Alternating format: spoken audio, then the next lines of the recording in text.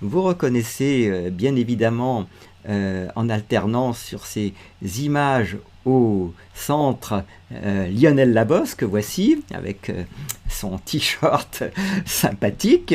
Vous reconnaissez également Brigitte Macron lors d'une intervention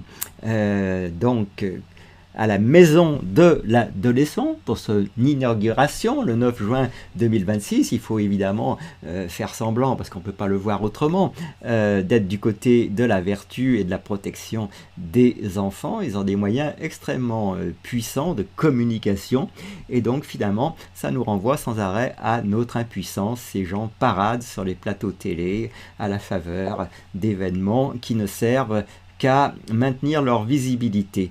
Alors depuis octobre 2021, Lionel Labos, avec très peu de moyens, se démène comme il peut, mais évidemment on se doit d'admirer sa bravoure, son courage, se démène comme il peut, et il peut beaucoup à sa manière contre ceux qu'il appelle les Macronescu, en référence au couple Ceausescu, je vous renvoie à Wikipédia, et ses manières, sa perruque jaune, etc., peuvent déplaire ce qui se comprend.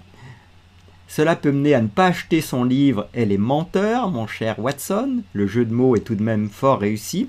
Mais il faut aussi penser à ceux qui nous entourent, faire un peu de prosélytisme.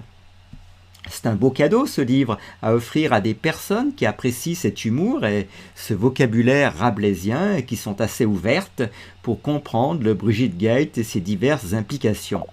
Nous avons présenté les dernières initiatives de Lionel Labos, en particulier sa pétition, que je vous rappelle, qui s'appelle « Pas de renard dans nos poulaillers, stop pédocratie ». Pas de renard dans nos poulaillers, stop pédocratie. Vous allez comprendre évidemment dans l'ambiance de ces derniers jours l'importance de comprendre le combat que porte Lionel Labos et de s'y joindre. Alors cette pétition qui revêt une actualité singulière avec l'affaire Liana et aussi avec l'affaire Bruel.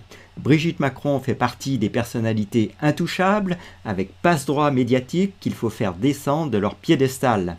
L'argumentaire de la pétition est soigné et vaut le détour à lui seul. Je vous donne le lien. On essaye de vous simplifier la vie, mais évidemment, on ne peut pas vous prendre par la main au-delà de ce lien. Donc c'est à vous de faire votre part. De plus, le 9 juin, aidé par un avocat, Lionel Labos, alors ça fait il y a 3 jours, a envoyé au ministre de l'Éducation nationale une mise en demeure préalable à toute action contentieuse. Donc, une mise en demeure préalable à toute action contentieuse, je vous note l'expression, dans laquelle il expose une demande formelle de création d'un registre public de vigilance des internats extérieurs dans les établissements scolaires et d'application sans exception de la liste noire incluant Brigitte Macron, concernée par une instruction ouverte en mai 2026 pour viol sur mineur par personne ayant autorité et d'autres personnalités ayant fait l'objet d'enquêtes graves impliquant des mineurs. Il y a même un document PDF pour relater tout ça. Je ne sais pas ce qui va pouvoir rentrer sur un post sur le chat. J'ai tenté de vous poster l'ensemble de l'expression. Je recommence, on va voir. Ça n'a pas l'air de vouloir fonctionner. Essayons ça. Non, ça ne veut pas le faire. Alors sans doute que le texte est trop long. En tout cas, Lionel Labos invite également chacun à écrire à son député. Il y a une liste PDF disponible, vous allez la trouver sur Internet, de leurs adresses de courriel. Il explique que tout cela, alors la vidéo, c'est sûr que vous pouvez y accéder facilement, donc voilà ce qui va être le plus efficace, je viens de vous la poster. Donc il explique tout cela dans une vidéo de 45 minutes. Un exemple de courte vidéo de Lionel Labos. Alors je vous donne également le lien pour ceux qui trouvent que 45 minutes c'est trop long et qui a été publié le 11 juin, c'est-à-dire pas plus tard qu'hier. Elle compare les réactions de Brigitte Macron à celles d'Amanda Lear, née Alain Tappe, qui défend la liberté d'expression. De plus, on pourra comparer sur Wikipédia le paragraphe qui s'intitule un fox de transidentité. Je vous note l'expression sur le chat pour que vous puissiez continuer vos recherches, ou plutôt le lien, de l'intouchable Brigitte avec un paragraphe qui s'appelle Ambiguïté transgenre d'Amanda. Je vous donne également le lien. Sur des sujets aussi graves, je ne peux que vous encourager à faire vos recherches. Ajoutons que Lionel fait partie de l'équipe Précibus et sait se faire discret, par exemple quand il a travaillé sur la page Gepetto. Il anime un journal quotidien sur son site, dont je vous recommande évidemment d'en prendre connaissance. Voici son lien. Et le fil qu'on trouve sur Telegram, le réseau social de Pavel Durov. Je vous poste également le nom de son compte. Et ce compte s'appelle Les Perruques Jaunes. Et ce compte apporte souvent de la matière à la présente page.